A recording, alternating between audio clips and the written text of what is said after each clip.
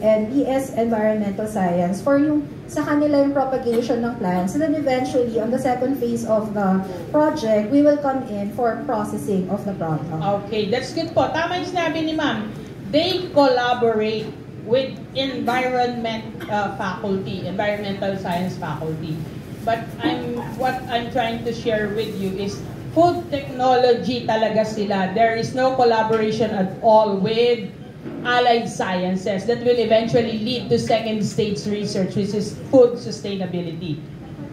Nakukuha niyo po ang discussion. Okay. So, yun po ang sinasabi namin. Dapat konektado dun sa program under survey yung extension ninyo. Okay. So, tuloy ko po. Okay pa po tayo? Okay, sige po. Ako kasi pag nagkaklase po, madalas na overtime. Kaya yun po comment lagi sa evaluation, laging overtime. Okay, tuloy po natin. Ayan, balikan natin. Sustainability. Ayan. Paano ba natin masasabing sustainable? Sustainable. Halimbawa, yung ating, di ba bawal na sa atin yung plastic spoon?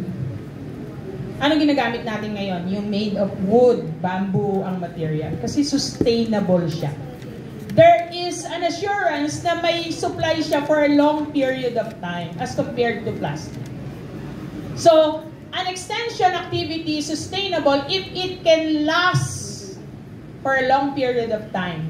At least 5 years. Okay, 5 years. At least 5 years. Sustainable po ang ganong extension.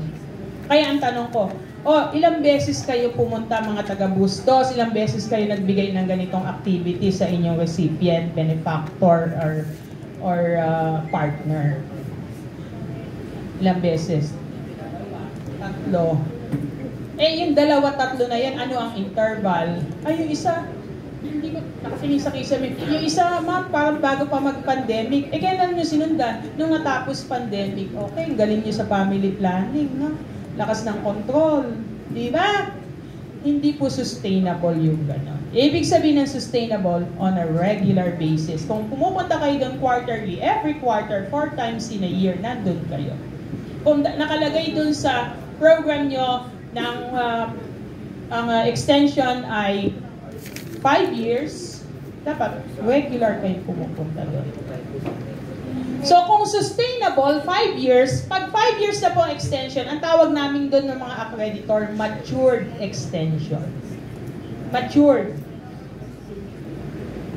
So, ano yung ibig sabihin ng matured? Pag sinabing matured ang extension, no? Example po yan. Meron kaming literacy project sa Bureau of Bulacan Provincial Jail. Sa kulungan. Nagsimula po kami doon, nagturo kami, pinagsama-sama namin lahat ng inmates na hindi tapos ng elementary. Tapos tinuturuan namin, tuloy-tuloy po yun. May naka-schedule, may nakatoka. Pagka nakatoka ka, ikaw magtuturo. Kung half day, kung whole day. Tinuruan muna po namin. Nung naturuan na namin, saka namin pinasubject sa ALS para ma-assess. So after po nun, so elementary, turo ulit kami. High school naman. Hindi naman po yun makukuha ng 1 taon lang, di po ba? So turo kami, regular basis. Tapos after namin sila maturuan, pina-ALS ulit namin. Pinasubject namin sa assessment para malaman namin ano na ba level yung capacity ng mga estudyante na namin na nasa high school level. Nung nakagraduate po ng high school, yung isa nga pong inmate natin nag-enroll dito sa atin, sa CCJE. I don't know kung alam nila, pulis na po ngayon. So yun po yung tinatawag na sustainability. Sabi sa amin ng accreditor, maganda yung project nyo, lumipat naman kayo sa ibang kulungan. Which is correct. Ganun po ang extension. Kasi pwede na namin silang pawalan. Kung baga sa bata, win na sila. May paa na sila. Kaya na nila on their own. Pag po kasi sinabing mature, yan, ito pa isang example natin. Yan. Yan. Pwede na natin gawa ng impact study. Ano yung impact? Ano ba ang nangyari dun sa beneficiary? O yun, beneficiary. Nakatapos na siya ng kurso ng kolehiyo. Na? Yung tinuruan mo ng livelihood, nagninegosyo na ngayon. Isa na siyang supplier ng tinapay sa isang, sabihin natin eskwelahan. Sabihin natin sa isang supermarket. Or na-penetrate na niya ang yung OTAP, one town, one product. Are you aware of that? OTAP, one town, one product. Okay. So, yun po ang gagawin nating research. Impact study after 5 years. Yes. Go! Yung sa journalism program po kasi namin, so before po kasi nagtitrain ng mga lumalaban po for news writing sa campus journalism po. Possible po ba yun na sustainable? Like ang end point po namin, kung nanalo sila during the contest, proper, mga ganun po. Ma'am, pag sinabi pong extension, we extend, we go out of the institution. Binigyan niyo po sila. Ginagawa niyo po sila ng regular basis. Baka po tinawag lang kayo kasi i-coach niyo. Tinrain niyo po, ilang beses niyo tinrain. After niyo ma-train, may sumunod pa. Ayun, dapat po, tuloy-tuloy. Saka po, ang training, take note, hindi lang po kung kailan kailangan yung expertise. Parang, PE people, tayo po ay laging champion sa Region 3, sa SQUA. Kasi ang training natin, year-round. Hindi yung kung kailan lang lalaban. Opo. Yun po ang sinasabi natin, sustainable. So, hindi siya one-time, big time. Hindi siya one-shot deal. Regular. Okay?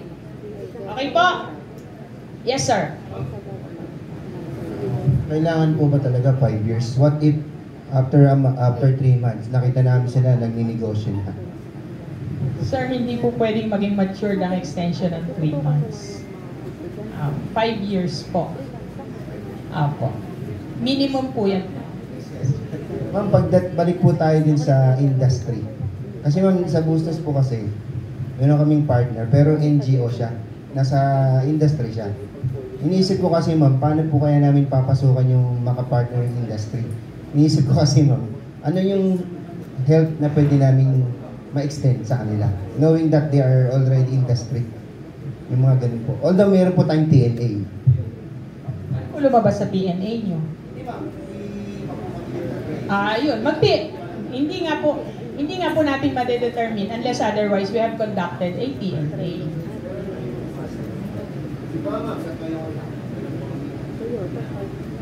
Ano po? Bakit niyo po inaay? Ano po yung program ninyo na gusto niyo i-link sa Toyota? Okay, sa automotive. So, ano po ang gusto niyo ibigay na extension sa kanila? Okay, hindi niyo nga po alam. Bakit, sir? Kasi wala pa kayong TNA. Ayun.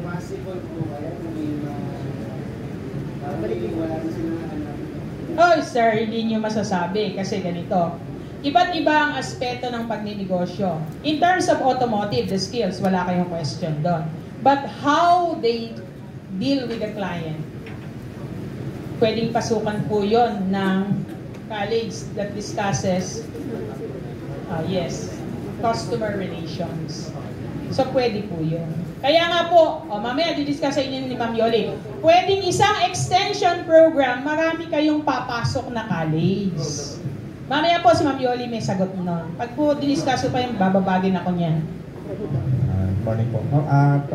Sa amin po kasi sa IT, for example, nag-train po kami sa mga senior high school student wherein after 2 years or before sila mag-college, nag-take sila ng NC. So for example, nakapasa na po sila sa NC. So 2 years na po, pwede na po ba kami mag-conduct ng impact analysis or study? Sir, ang tanong ko, bakit nyo sila tinrain sa NC? Meron ba kayong needs po?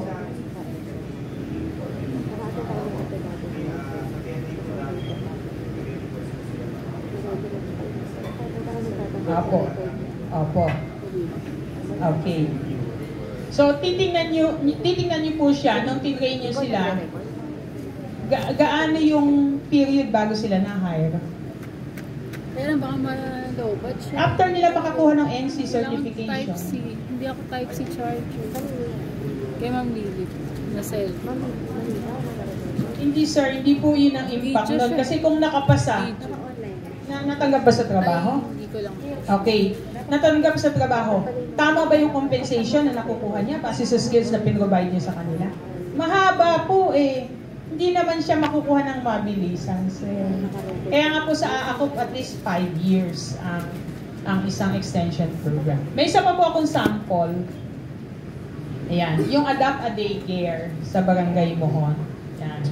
Noong una po yung program na yan, no, ay talagang hirap na hirap sa mga materials yung isang daycare center na yan sa Mohon. Sa Mohon po ang Mohon po ang may pinakamaraming daycare centers. 4 ang daycare centers sa Mohon. Sa dami ng tao sa Mohon. Okay.